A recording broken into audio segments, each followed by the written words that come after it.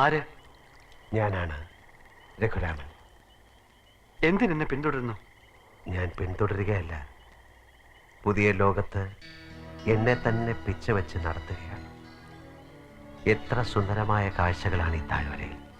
കാവി പുതച്ച ഈ മണ്ണ്, മേലെ മേഘങ്ങൾ നിറഞ്ഞ ആകാശം, ശാലീനതയുടെ ഏതോ യാമസന്ധികളിൽ കാഴ്ചയുടെ വേരറ്റുപോയ സാധുക്കളായ മനുഷ്യർ. ഞാനെല്ലാം കാണുന്നു. കള്ളം, നിങ്ങൾ ഒന്നും കാണുന്നില്ല.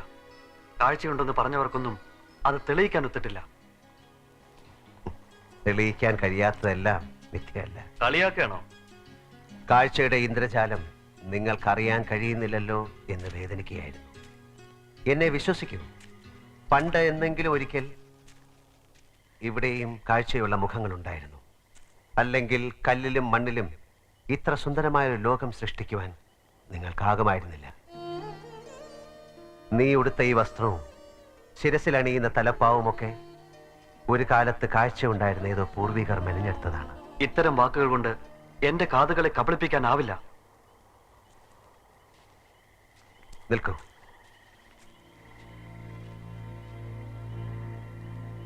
നോക്ക്, ഇത് കണ്ണുകൾ, കാഴ്ചയുടെ ദിവ്യാസ്ത്രങ്ങൾ.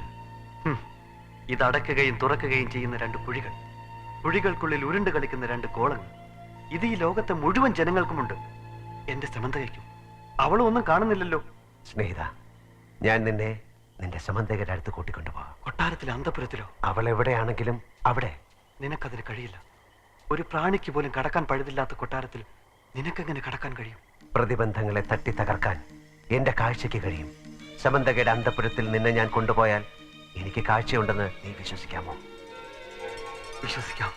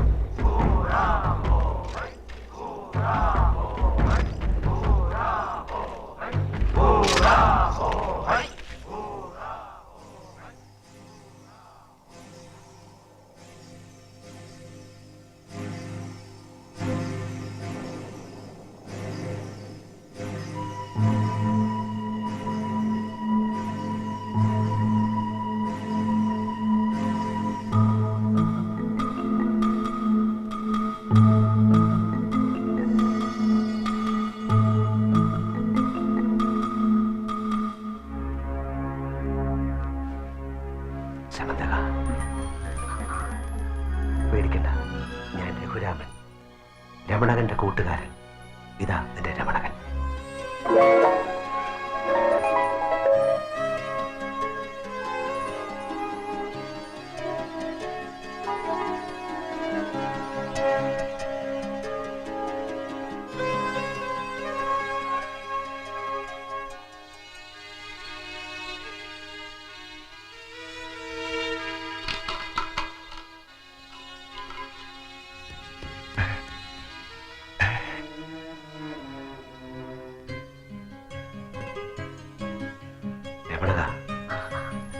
ഇത് യുവറാണിയുടെ അന്തപുരമാണ്.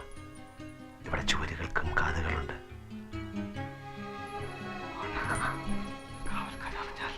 ഇല്ല, ഞാനും വരുന്നു. രമണകന്റെ ഒപ്പം താഴ്വാരത്തിന്റെ ഏത് ദിശയിലേക്ക് ഞാൻ വരാം? പാടില്ല. തിടുക്കത്തിൽ സാഹസം ചെയ്താൽ അത് അപകടം. അല്പം കൂടി കാക്കൂ. എന്റെ നിയോഗങ്ങളിൽ ഒരുപക്ഷെ ഇതുകൊണ്ടാകാം. അന്തപുരത്തിൽ അന്യരാരെ?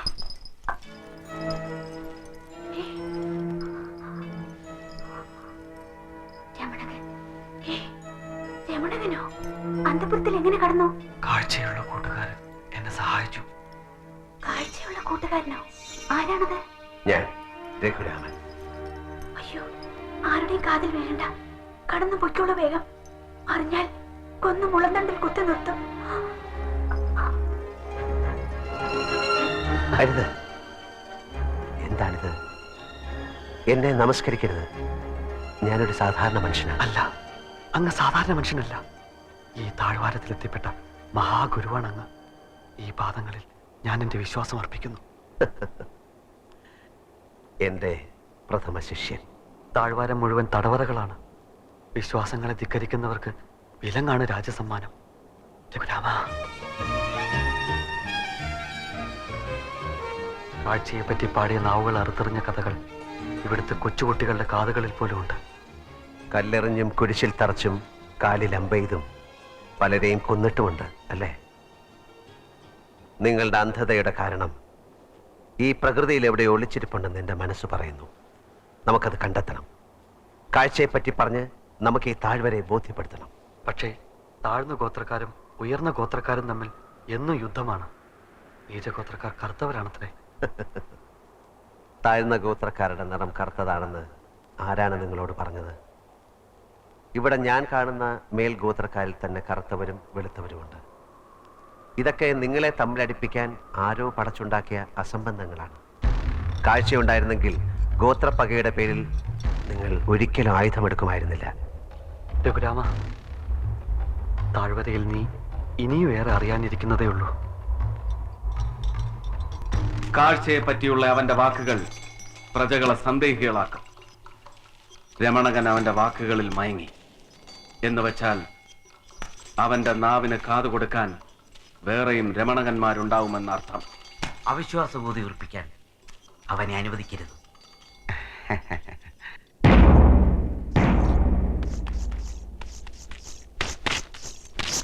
വീരവിജയ് വിജയന്ത മഹാരാജാവ് അറിയിക്കുന്നതെന്തെന്നാൽ ഏതോ അന്യലോക സന്തതിയും പിശാചിന്റെ പിൻഗാമിയുമായ ഒരു അവിശ്വാസി ഇല്ലാത്ത കാഴ്ചയുടെ മഹത്വത്തെ വാഴ്ത്തി ഈ മണ്ണിൽ ചുറ്റിക്കറങ്ങുന്നു. അവന്റെ വാക്കുകൾക്ക് കാതു കൊടുക്കുന്നവർ രാജശിക്ഷയ്ക്കർഹർ. അവനെ ജീവനോടെയോ അല്ലാതെയോ പിടിച്ച് രാജസമക്ഷമെത്തിക്കുവാൻ അരുളപ്പാട്.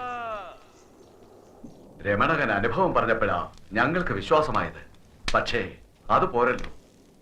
കൊട്ടാരത്തിലെ കൺകാണിത്തറയിൽ തൊട്ടറിയാതെ വസ്തുവിനെ കണ്ടുപറയാനുള്ള പരീക്ഷയിൽ ജയിച്ചാലേ രാജാവ് വിശ്വസിക്കൂ. ഞാൻ തെളിയിക്കും. രഘുരാമ, നിന്നെ ജീവനോടെ അല്ലാതെ പിടിച്ചു കൊടുക്കാനാണ് രാജകൽപ്പന. ഒരു മാർഗമുണ്ട്. നീ ഞങ്ങളുടെ വേഷം ധരിക്കണം. അങ്കയും തലപ്പാവും തൊട്ടറിയുമ്പോ അവർ നിന്നെ ഈ ലോകത്തൊരാൾ എന്ന് തന്നെ കരുതിക്കൊള്ളും.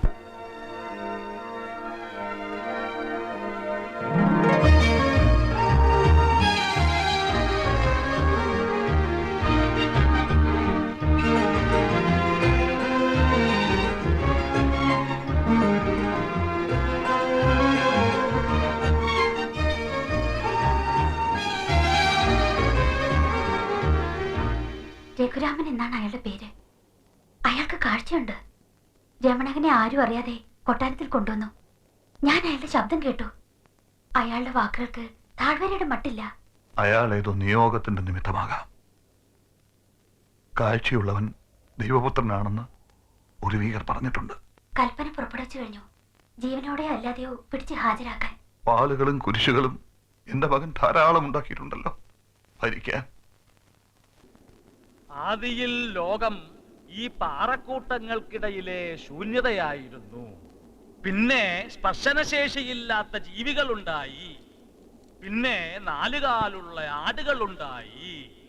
പിന്നെയാണ് മനുഷ്യനുണ്ടായത്. ഏറ്റവും ഒടുവിൽ മാലാഖമാരുണ്ടായി. ഏറ്റവും ഒടുവിൽ മാലാഖമാരെങ്ങനെയിരിക്കും? മാലാഖമാരോ? അങ്ങ് ദൂരെ ദൂരെന്ന് ചിലപ്പോ പാട്ടുകൾ കേൾക്കാറില്ലേ? അത് മാലാഖമാരുടേതാണ്. കുട്ടികളെ, ഈ ലോകം വളരെ ചെറുതാണ്. ഇലാമപ്പഴം പോലെ ചെറുത്. ചുരുക്കത്തിൽ നമ്മൾ ജീവിക്കുന്ന ഈ ലോകം മാത്രമാണ് ലോകം. തെറ്റ്. ഈ താഴ്വാരത്തിന് പുറത്ത് ഒരു ലോകമുണ്ട്. പർവ്വതങ്ങളും പക്ഷികളും പൂക്കളും ആകാശവും മേഘങ്ങളും ഇവയെല്ലാം കണ്ണുകൊണ്ട് കാണുന്ന മനുഷ്യരുമുണ്ട്.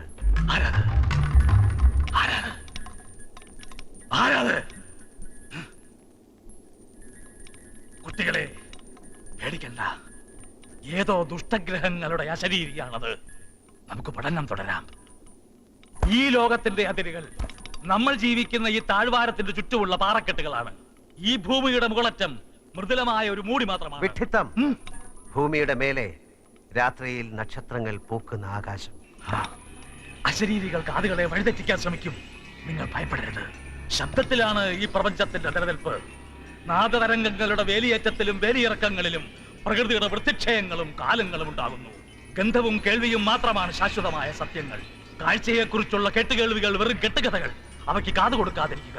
അവയ്ക്ക് അരുത്. കുഞ്ഞുങ്ങളെ കബളിപ്പിക്കരുത്. ഭൂമിയിൽ ശബ്ദവും ഗന്ധവും മാത്രമല്ല, കാഴ്ച കൂടിയുണ്ട്. അവിശ്വാസികൾക്ക് ഈ ലോകത്തിടമില്ല. ഞാൻ പറയേണ്ടത് നിങ്ങൾ പറയുന്നു. നീ ആര്? രഘുരാമൻ, സത്യം പറയാൻ നിയോഗിക്കപ്പെട്ടവൻ. താഴ്വാരത്തിന് അതിൻ്റെതായ സത്യങ്ങളുണ്ട്. അറിവില്ലാത്തത് നിഷേധിക്കുന്നവൻ അഹങ്കാരി. അസംബന്ധം പുലമ്പാതെ പാഠശാലയിൽ നിന്ന് കടന്നുപോകും. കാവൽക്കാരുടെ കാതുകൾക്ക് കുന്തമുനകളുടെ മൂർച്ചയുണ്ട്. കുട്ടികളെ, ദുഷ്ടാത്മാക്കളുടെ അസത്യവചനങ്ങൾ ശ്രമിക്കരുത്. ഇന്ദിരി പാഠം വേണ്ട. പൊക്കളോ പൊക്കളോ.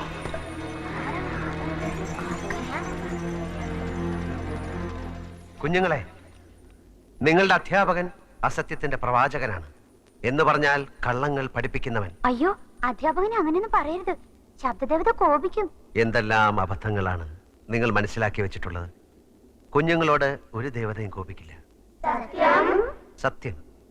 കുഞ്ഞുങ്ങളെ, കണ്ണെന്നാൽ എന്താണെന്നാണ് അധ്യാപകൻ പഠിപ്പിച്ചിട്ടുള്ളത്? നമ്മുടെ മുഖത്ത് 2 കുഴികളിൽ കിടക്കുന്ന ചെറിയ 2 ഗോളങ്ങൾ വെറുതെ ഉരുണ്ട് കളിക്കും. അല്ല, ഈ ലോകത്തെ കാണുവാനുള്ള ദിവ്യമായ അവയവമാണ് കണ്ണുകൾ.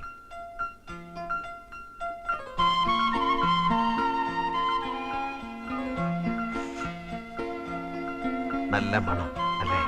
അതെ. മണം മാത്രമല്ല, ഈ പൂവ് കാണാനും മനോഹരമാണ്. പൂക്കൾ മാത്രമല്ല, മേലെ മാനം, അതിലൊഴുകി നടക്കുന്ന മേഘങ്ങൾ. രാത്രിയിൽ അവിടെ നക്ഷത്ര കുഞ്ഞുങ്ങൾ പിറക്കും. പകൽ 7 വർണ്ണങ്ങളുള്ള മഴവില്ല് വിരിയും.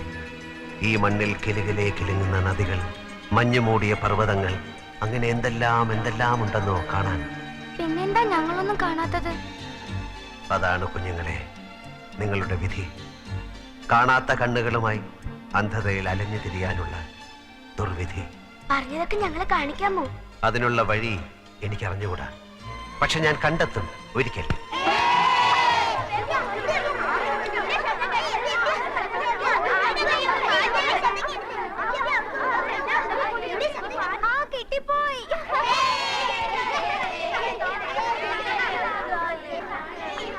ആരും വഴക്കിടണ്ട.